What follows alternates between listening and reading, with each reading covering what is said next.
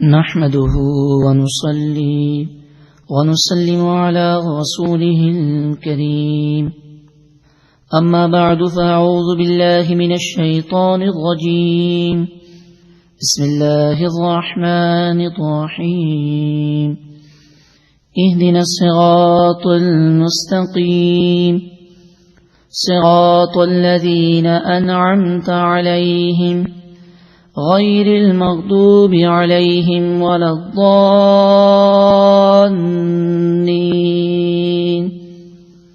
صدق الله العلي العظيم وصدق رسوله النبي الكريم۔ عقیدت اور محبت کے ساتھ عقید و جہاں صلی اللہ علیہ وسلم پر درود و سلام پڑھیے۔ اللهم صل على سيدنا ومولانا محمد وعلى آل سيدنا ومولانا محمد وبارك وسلم صلاة وسلاما عليك يا سيدي يا سيدي يا سيدي يا مكي يا مدني يا رسول الله۔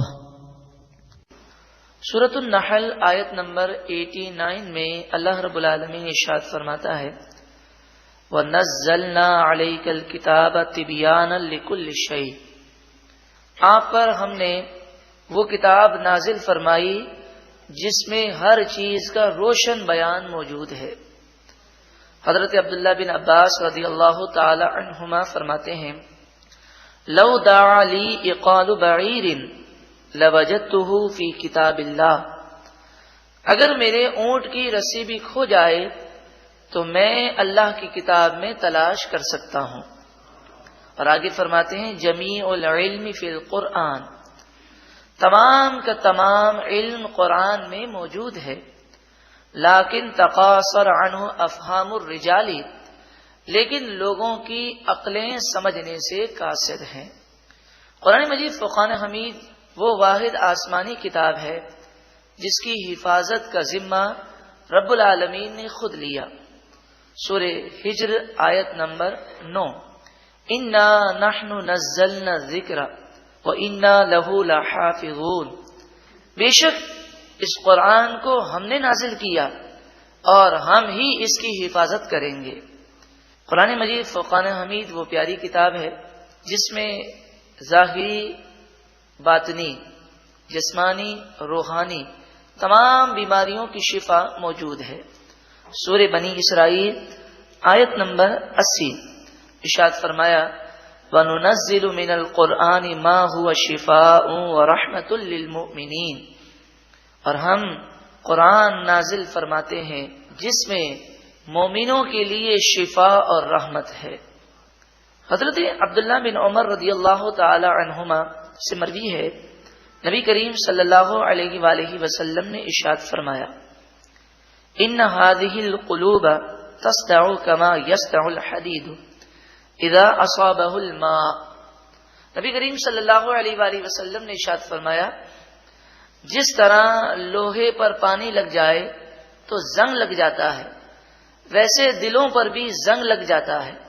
قیل یا رسول اللہ صلی اللہ علیہ وسلم وما جلاؤها، عرض کی گئی یا رسول اللہ صلی اللہ علیہ وسلم جب دلوں پر زنگ لگ جائے تو اب یہ زنگ دور کیسے ہو؟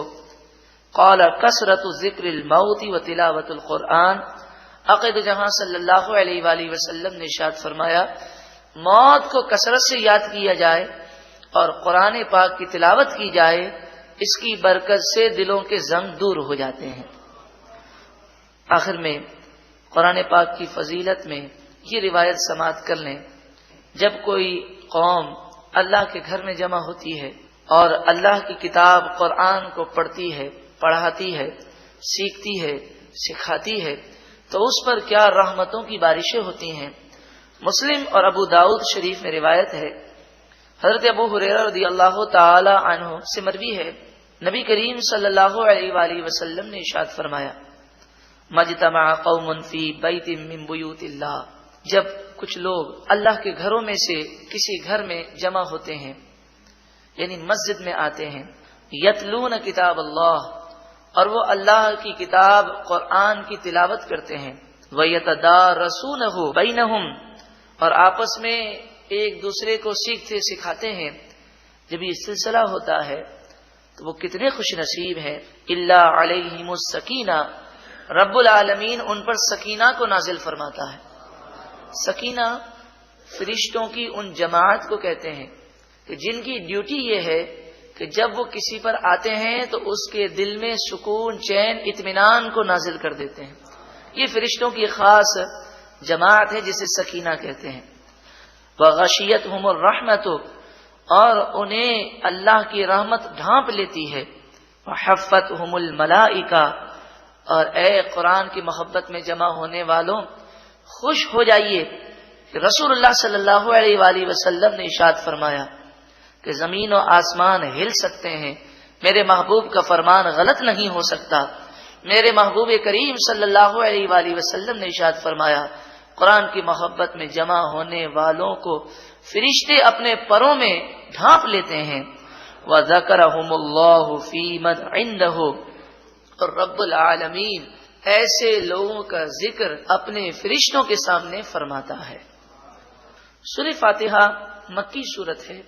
مکی کی یہ معنی ہے کہ ہجرت سے پہلے اس سورہ مبارکہ کا نزول ہوا. اس میں 7 آیتیں ہیں. سورہ فاتحہ کے متعلق دارمی شریف میں اور امام بہقی نے شعب الایمان میں یہ روایت لکھی کہ حضرت عبد الملک بن عمیر رضی اللہ تعالی عنہما سے مروی ہے، حضور صلی اللہ علیہ وآلہ وسلم نے ارشاد فرمایا فی فاتحۃ الکتاب شفاء من کل داء، سورہ فاتحہ میں ہر بیماری کی شفا موجود ہے. بزرگان دین نے لکھا کہ 7 مرتبہ سورہ فاتحہ پڑھی جائے اور 111 مرتبہ یا سلامو پڑھا جائے. 7 مرتبہ 7 ٹائمز سورہ فاتحہ پڑھی جائے، 111 مرتبہ یا سلامو پڑھا جائے. اول آخر درود پاک پڑھ کر پانی پہ دم کر کے مریض کو پلا دیں، مریض خود پڑھ کے اپنے اوپر دم کر لے، اللہ تعالیٰ کی رحمت پر امید رکھیں، انشاءاللہ تعالیٰ شفا ہو جائے. جب بھی ہم قرآن مجید فرقان حمید کی تلاوت شروع کرتے ہیں تو اعوذ باللہ پڑھتے ہیں. اس کی معنی ہے اعوذ، میں پناہ مانگتا ہوں، باللہ اللہ کی، من الشیطان الرجیم، شیطان مردود کے شر سے. یعنی گویا کہ بندہ جب اعوذ باللہ پڑھتا ہے تو وہ اپنی عاجزی اور اپنی کمزوری کا اظہار کرتا ہے کہ پروردگار میری تو طاقت نہیں کہ میں شیطان کا مقابلہ کر سکوں، میں تیری پناہ لیتا ہوں، تو کرم کر دے اور شیطان کے وار سے مجھے محفوظ فرما. صبح فجر کی نماز کے بعد جو 11 مرتبہ اعوذ باللہ من الشیطان الرجیم پڑھ لے اور اس کے ساتھ 11 مرتبہ سورہ اخلاص قل هو اللہ احد پڑھ لے، فرمایا اللہ تعالیٰ اس کی ایسی حفاظت فرماتا ہے کہ اگر شیطان اپنے تمام چیلوں سمیت اس پر حملہ آور ہو اور اسے بہکانے کی کوشش کرے پھر بھی شیطان پورے دن اسے بہکا نہیں سکتا. اعوذ باللہ 11 مرتبہ اور 11 مرتبہ سورہ اخلاص فجر کی نماز کے بعد. جب بھی ہم کوئی سورت شروع کرتے ہیں یا تلاوت شروع کرتے ہیں تو بسم اللہ شریف پڑھتے ہیں. بسم اللہ، اللہ کے نام سے شروع. الرحمن، جو بہت ہی زیادہ مہربان، الرحیم، رحم کرنے والا. جامع البیان اور دیگر تفاسیر میں بسم اللہ کی بے شمار فضیلتیں لکھی گئیں. بس اتنا یاد رکھ لیجئے کہ جس شخص کی یہ عادت بن جائے کہ ہر جائز اور نیک کام کے شروع میں بسم اللہ شریف پڑھ لے وہ کبھی ناکام اور نامراد نہیں ہوگا. بس یہ عادت بنا لیجئے کہ کوئی بھی کام ہو جو جائز ہے اس کام کو شروع کریں تو بسم اللہ شریف پڑھ لیں، انشاءاللہ تعالی کامیابی ہی کامیابی ہے. الحمد، ال کے معنی تمام، حمد خوبیاں. الحمد تمام خوبیاں، للہ اللہ کے لیے ہیں، رب العالمین، رب کے معنی پالنے والا، عالمین سارے جہان والوں کا. تمام خوبیاں اس اللہ کے لیے ہیں جو سارے جہان والوں کا پالنے والا. سب کو روزی وہی دے رہا ہے، عزت دینے والا وہی ہے، بیماریوں سے شفا دینے والا وہی ہے، بگڑے کام بنانے والا وہی ہے۔ ہاں، یہ الگ بات ہے کہ اس نے دنیا کو ایک ذریعہ بنایا۔ ہم جب پانی پیتے ہیں تو ہماری پیاس بجھ جاتی ہے۔ پیاس بجھانے والا کون ہے؟ اللہ تعالی۔ پانی کو اللہ نے ذریعہ بنایا۔ اگر اللہ تعالی چاہے تو 1000 مرتبہ کوئی پانی پیے اس کی پیاس نہ بجھے، اور رب العالمین چاہے تو بغیر پانی پیے وہ پیاس بجھانے پر قادر ہے۔ لیکن اس نے ایک ذریعہ بنایا، وسیلہ بنایا، ایک سبب بنایا۔ بھوک لگی ہے، کھانا کھاتے ہیں، بھوک مٹ جاتی ہے، تو بھوک مٹانے والا رب العالمین ہے۔ کھانا ایک ذریعہ ہے، ایک سبب ہے، ایک وسیلہ ہے۔ وہ چاہے تو بغیر کھائے بھوک مٹ جائے، اور وہ چاہے تو کتنا بھی کھانا کھا لیں لیکن بھوک میں کمی واقع نہ ہو۔ عقیدہ یہی ہونا چاہیے، اور یہی اسلامی عقیدہ ہے کہ سب کچھ کرنے والا اللہ تعالی ہے۔ انبیاء، اولیاء یہ اسباب ہیں، یہ ذرائع ہیں، یہ وسیلے ہیں۔ اللہ تعالیٰ نے انہیں مقام اور مرتبہ عطا فرمایا۔ یہ فرشتے اللہ تعالیٰ کی مشیت ہیں۔ اللہ تعالیٰ فرشتوں کا محتاج نہیں ہے۔ وہ چاہے تو ان فرشتوں کے بغیر پوری کائنات کا نظام چل جائے، لیکن اس کی مشیت ہے، اس کی مرضی ہے کہ اس نے فرشتوں کو یہ نظام دیا۔ الحمدللہ رب العالمین میں یہی درس ہے کہ حقیقی طور پر پالنے والا صرف و صرف اللہ تعالیٰ ہے۔ فرشتے ہوں، انبیاء ہوں، اولیاء ہوں، انہیں اللہ تعالیٰ نے ذریعہ اور وسیلہ بنایا۔ رب العالمین نے ان پر کرم فرمایا اور انہیں مقام و مرتبہ عطا فرمایا۔ الرحمن بہت زیادہ مہربان، الرحیم رحم کرنے والا۔ اللہ رب العالمین اس قدر مہربان اور اس قدر رحم کرنے والا ہے کہ اس سے اندازہ لگائیے کہ فرمایا جس قدر ماں اپنے بچے سے پیار کرتی ہے اس سے بھی 70 گنا زائد رب العالمین اپنے بندے سے محبت فرماتا ہے۔ جب رب العالمین اتنا کریم ہے، اتنا رحمان ہے، اتنا رحیم ہے، تو کتنا بدنصیب ہے وہ بندہ جو رب العالمین کا کہنا نہ مانے، رب العالمین کی نافرمانی کرے۔ اس کریم رحیم پروردگار کی بارگاہ میں ہمیشہ کے لیے ہمیں جھک جانا چاہیے۔ مالکی یوم الدین، قیامت کے دن کا مالک۔ دین کے معنی فیصلہ، دین کے معنی جزا، یوم کے معنی دن۔ قیامت کے دن کا مالک، فیصلے کے دن کا مالک، جزا کے دن کا مالک۔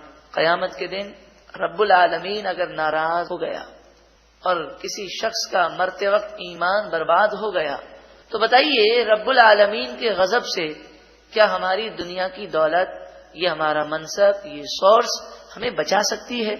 مالک یوم الدین، قیامت کے دن کا تو وہی مالک ہے۔ ایا کا، ایا خاص کا تیری، خاص تیری، نعبد ہم عبادت کرتے ہیں، نعبد ہم عبادت کرتے ہیں، و ایا کا، واو کے معنی اور، ایا معنی خاص، کا معنی تیری، اور خاص تیری، نستعین ہم مدد مانگتے ہیں۔ لفظی ترجمہ تو یہی ہے، مگر چونکہ یہ دعا ہے اور عربی گرامر کا یہ اصول ہے، یہ قاعدہ ہے کہ دعا کے مقام پر ترجمہ دعائیہ ہونا چاہیے، اسی لیے اس کا ترجمہ مفسرین نے فرمایا اس طرح ہوگا: اے پروردگار تو ہمیں ہمیشہ یہ توفیق عطا فرما کہ ہم تیری ہی عبادت کریں اور تجھ ہی سے مدد مانگیں۔ تو یہ دعا ہے۔ یہاں پر سوال یہ ہے کہ ایاکا قرآن میں اس آیت میں 2 مرتبہ ہے۔ اگر عربی گرامر جو جانتا ہو وہ اس بات کو جانتا ہے کہ 2 مرتبہ ایاکا کی حاجت نہیں، ایک دفعہ اگر ایاکا آ جائے تو وہ وہی معنی دے گا جو 2 مرتبہ ایاکا دیتا ہے۔ قرآن مجید فرقان حمید میں کسی بھی لفظ کی تکرار فضول نہیں ہے، اس کی حکمتیں ہیں۔ اس کی کیا وجہ ہے؟ مفسرین نے فرمایا اس کی وجہ یہ ہے کہ عبادت اور مدد مانگنے کو الگ الگ کرنا مقصود ہے۔ عبادت تو صرف اللہ ہی کی جا سکتی ہے، اللہ کے سوا کسی اور کی عبادت کرنا یا پوجا کرنا یہ شرک ہے۔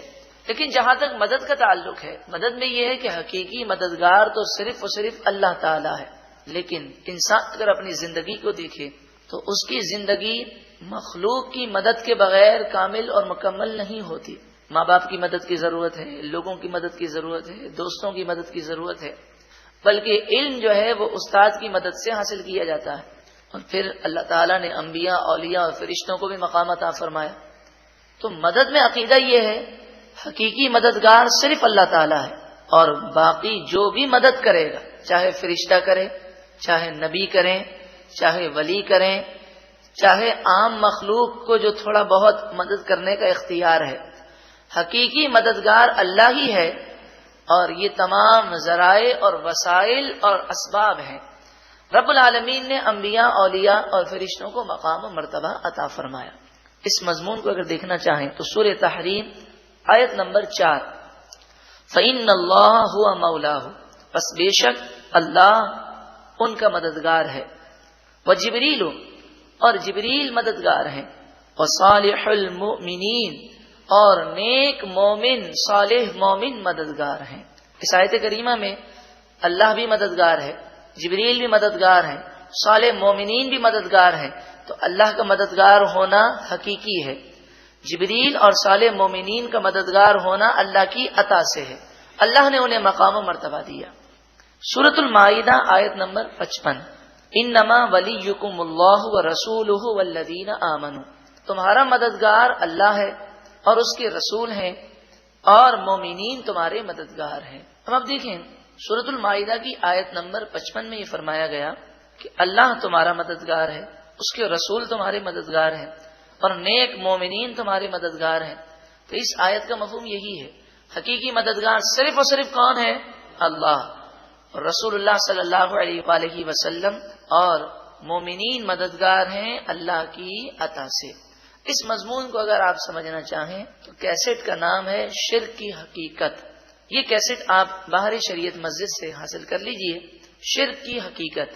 اور اگر آپ کتاب پڑھنا چاہیں تو معیار ہدایت، یہ کتاب حاصل کر لیجئے، اس کا مطالعہ کیجئے۔ اہدی، تو چلا، اہدی کے دو معنی ہے، تو دکھا، تو چلا۔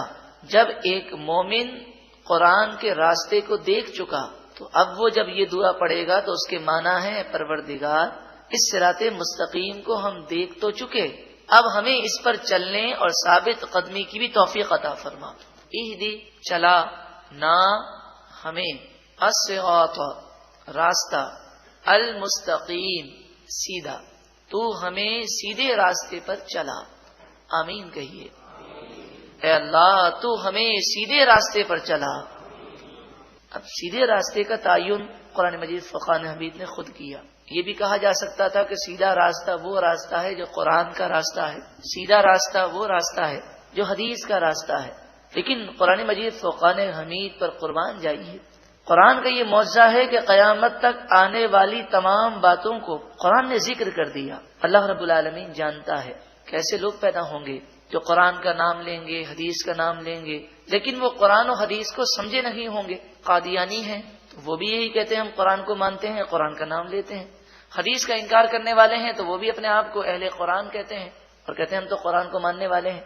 تو قرآن مجید فقان حمید نے سیدھے راستے کا تعین کر دیا، فرمایا صراط الذین انعمت، سیدھا راستہ ان لوگوں کا راستہ، انعمت انعام کیا اے پروردگار تو نے، علیہم جن پر، یعنی جن اللہ کے نیک بندوں پر انعام کیا گیا، ان نیک بندوں کے راستے پر چلنے کی یہ پروردگار ہمیں توفیق عطا فرما۔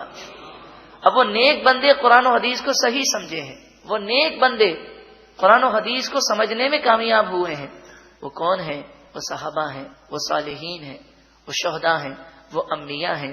سورہ نساء آیت نمبر 69 میں انعام یافتہ لوگوں کی تفسیر بیان کی گئی، اور سب سے پاورفل تفسیر یہی ہے کہ قرآن کی تفسیر قرآن بیان کرے۔ وَمَن يُطِعِ اللَّهَ وَالرَّسُولَ، اور جو اللہ اور اس کے رسول کی اطاعت کرے، فَأُولَٰئِكَ مَعَ الَّذِينَ أَنْعَمَ اللَّهُ عَلَيْهِمْ، تو یہ وہ لوگ ہیں کہ ان لوگوں کے ساتھ جنت میں ہوں گے جن پر اللہ نے انعام فرمایا۔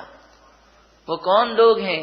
من النبیین، انعام یافتہ لوگ انبیاء ہیں، والصدیقین اور صدیقین ہیں، والشہداء اور شہداء ہیں، والصالحین اور نیک صالح لوگ ہیں۔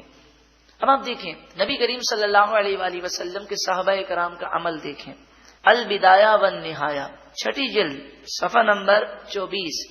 ابن کثیر یہ بات لکھتے ہیں جن کا سن انتقال 774 ہجری ہے. آج سے تقریباً 700 سال قبل آپ نے یہ کتاب لکھی.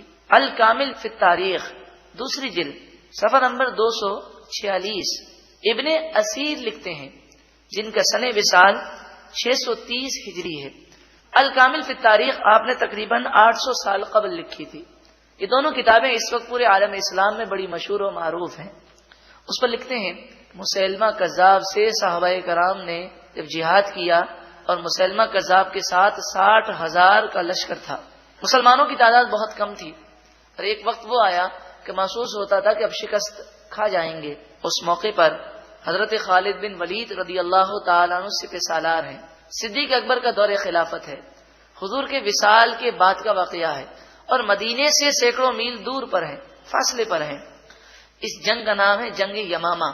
جب مشکل آئی اور صحابہ کرام کو شکست محسوس ہونے لگی، ابن کثیر بھی یہ بات لکھتے ہیں اور علامہ ابن اسیر بھی یہ بات لکھتے ہیں کان شعارہم یومئذ یا محمدا. اس وقت صحابہ کرام نے رسول اللہ صلی اللہ علیہ وآلہ وسلم کو مدد کے لیے پکارا اور ان کی شکست فتح میں تبدیل ہو گئی. صراط الذین انعمت علیہم، جن لوگوں پر اے پروردگار تو نے انعام کیا ان کے راستے پر چلنے کی توفیق عطا فرما. تو صحابہ کرام کا اگر عمل دیکھنا چاہیں، حضور سے انہیں کیا محبت تھی، وہ حضور کی کیسے تعظیم کرتے تھے، تو آپ یہ کتاب کا نام نوٹ کر لیں، ذکر جمیل. حضرت علامہ مولانا شفیع اوکاڑوی رحمت اللہ تعالی علیہ کی کتاب ہے ذکر جمیل. صحابہ کرام کی محبت کا بھی ذکر ہے اور حضور کے معجزات کا بھی ذکر ہے. حضور کی شان بھی ہے، حضور کی طاقت جو اللہ نے آپ کو عطا فرمائی اس کا ذکر بھی ہے. اور مختصر پڑھنا چاہیں تو منہ مبارک شریف کی برکتیں اس عنوان سے آپ کتاب حاصل کر لیجئے.